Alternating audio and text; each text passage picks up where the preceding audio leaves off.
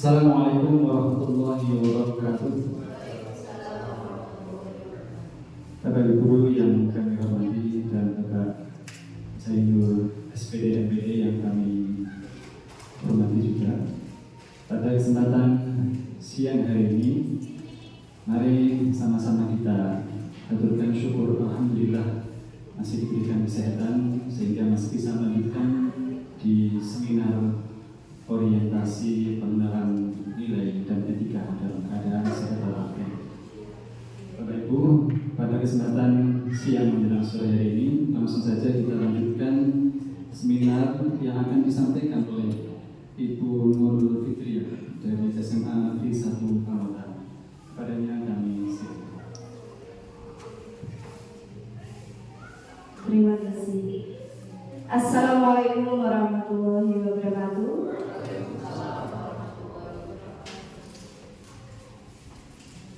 Selamat siang Bapak Ibu, selamat siang Pak Jenny selaku mentor dari orientasi ketika pengenalan nilai dan etika.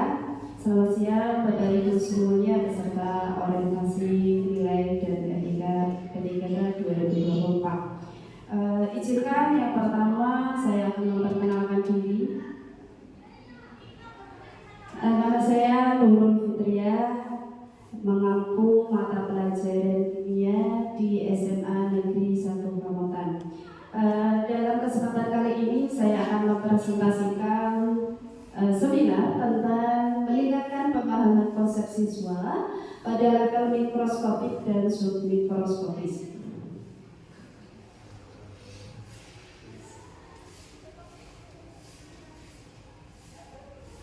Latar belakang dari permasalahan yang saya ambil adalah yang pertama, secara individu maupun secara bersama-sama terdapat hubungan yang signifikan antara motivasi belajar siswa dan kinerja guru dalam kegiatan belajar dengan hasil belajar. Jadi ketika motivasi belajar siswa itu tinggi, maka akan menumbuhkan atau akan menimbulkan hasil belajar yang tinggi pula. Kemudian kita tahu bahwa kimia itu masih menjadi momok bagi anak-anak, terutama siswa-siswa yang ada di Indonesia saat ini, di mana materi kimia dianggap masih sebagai materi yang sulit dan membingungkan oleh sebagian siswa. Salah satunya karena karakteristik yang dimilikinya yaitu materi yang bersifat abstrak. Jadi masih pada tingkatan submikroskopik atau pada tingkatan simbolik. Kemudian faktor-faktor yang melatar belakangi adalah yang pertama, pembelajaran kimia itu hanya syarat dengan rumus dan hafalan yang kurang menarik bagi siswa. Kemudian yang kedua, konsep siswa terhadap abstraksi dan numerik masih rendah. Jadi masih terdapat sebagian besar dari siswa-siswa terutama di SMA Negeri 1 Pamutan yang memiliki tingkatan pengkonkretan konsep itu masih di bawah level masih rendah. Jadi saya mengangkat tema ini.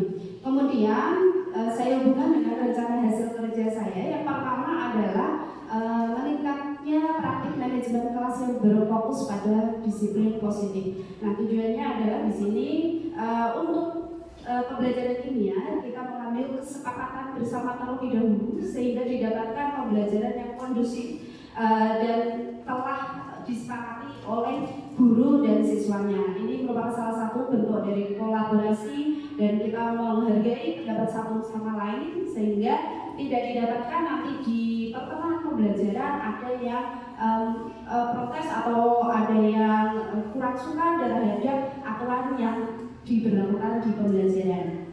Next. Kemudian yang kedua adalah meningkatnya kompetensi melalui peran sebagai partisipan kegiatan seminar. Nah, di sini saya mengupgrade diri untuk melakukan atau mengikuti seminar yaitu tentang salah satunya adalah literasi dan numerasi, di mana diharapkan nanti ketika kita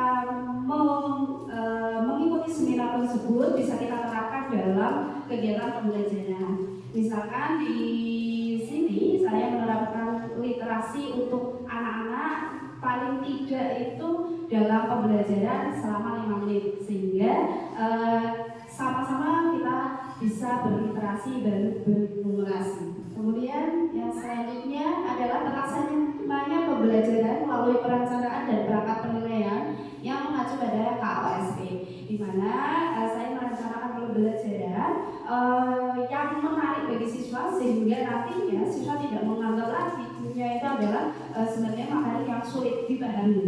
Salah satunya adalah saya melakukan model pembelajaran PJBL atau berbasis proyek, sehingga siswa itu lebih tertarik karena lebih nyata saja begitu. Next. Alur kegiatan yang saya lakukan yang pertama tadi adalah membuat kesepakatan dulu.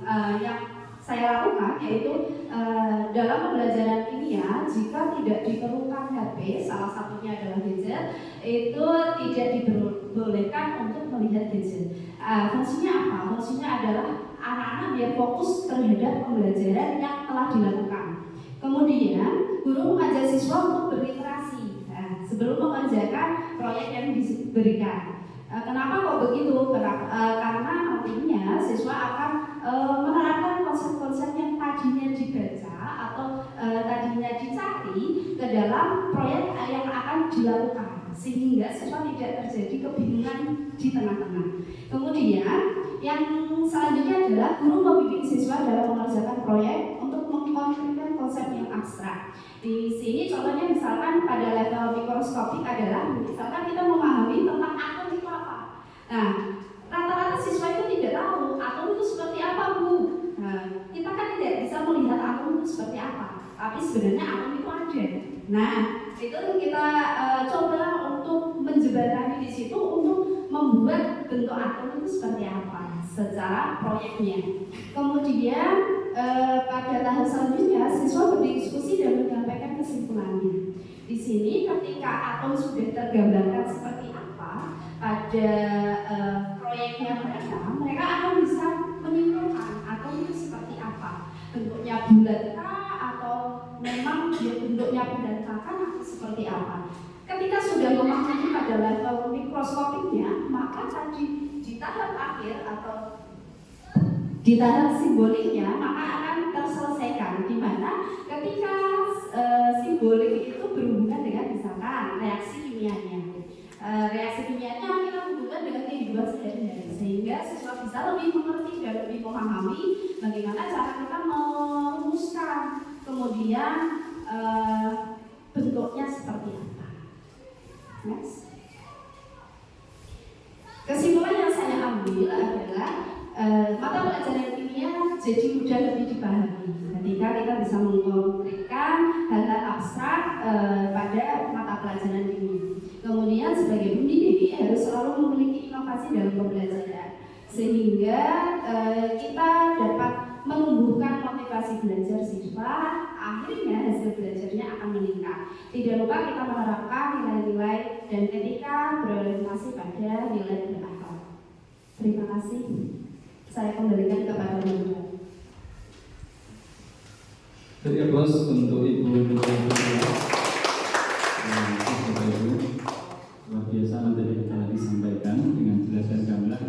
Akan tetapi tetap kami buka termin diskusi, barangkali ada pertanyaan ataupun kritik dan saran dipersilakan. Monggo silakan Bu Nur.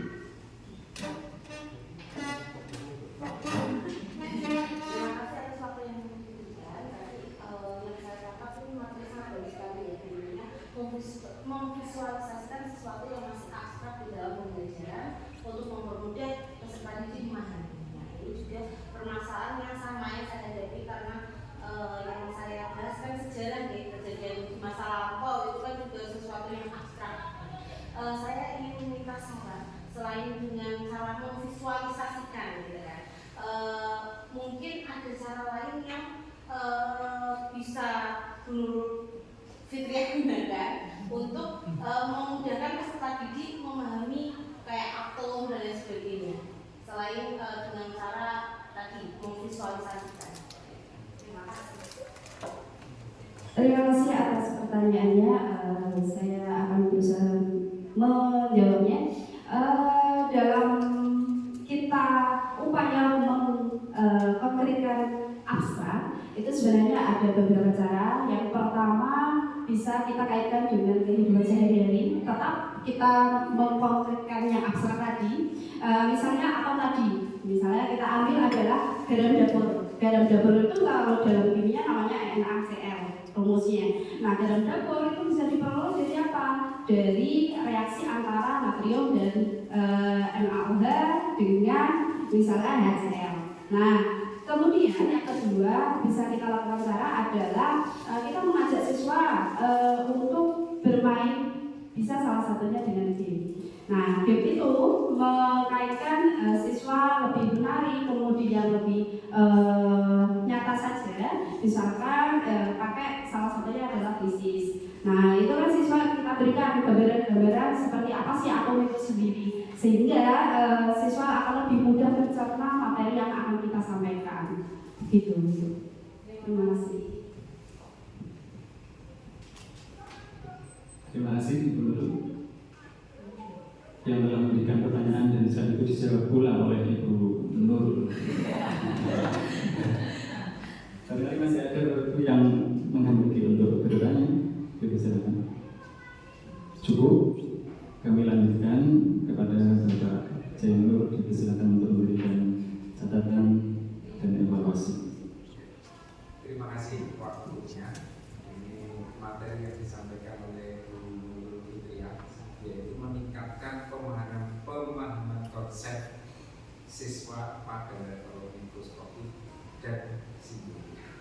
Jadi memberikan gambaran konsep kepada siswa supaya mudah diterima sehingga nanti bisa diaktualisasikan. Dan kebetulan Bu Fitria ini adalah guru kimia, oleh karena itu contoh-contohnya bisa langsung diterapkan dalam kehidupan sehari-hari. Memang konsep kimia itu ya namanya konsep abstrak semua, tetapi di dalam gejala atau kejadian yang ada di alam itu kan realistis. Karena itu nanti dikaitkan sehingga nanti muncullah gejala yang memang wujudnya ada. Seperti contoh, seperti saya seorang listrik, arus itu nggak tampak, susah. Kita harus menjelaskan arus itu apa. Tetapi dengan adanya gejala yang ada, misalkan bisa berubah menjadi cahaya, kan akhirnya terwujud. Akhirnya dengan beberapa dengan beberapa ilustrasi yang abstrak diwujudkan atau ditampilkan di kehidupan nyata kita, akhirnya nanti anak akan bisa menerima konsep menjadi nyata. Seperti itu prinsip dasarnya seperti itu. Mungkin hanya itu yang dapat saya sampaikan. Terima kasih waktunya. Terima kasih Pak Jainur telah memberikan evaluasi dan juga catatan dan kesimpulan dari kami bahwa abstrak itu harus diaktualisasikan sebagaimana ilmu harus diterapkan dalam sebuah perilaku, sehingga tidak ada konsep yang hanya ada di langit saja tapi harus dibumikan dan diaktualisasikan di kehidupan nyata. Begitu Bapak Ibu. Mudah-mudahan apa yang disampaikan oleh Bu Nurul Fitria ini benar-benar memberikan cahaya yang suci bagaimana tangan beliau bagi kehidupan kita semua. Sekian dari kami, mohon maaf kalau ada kekurangan. Wassalamualaikum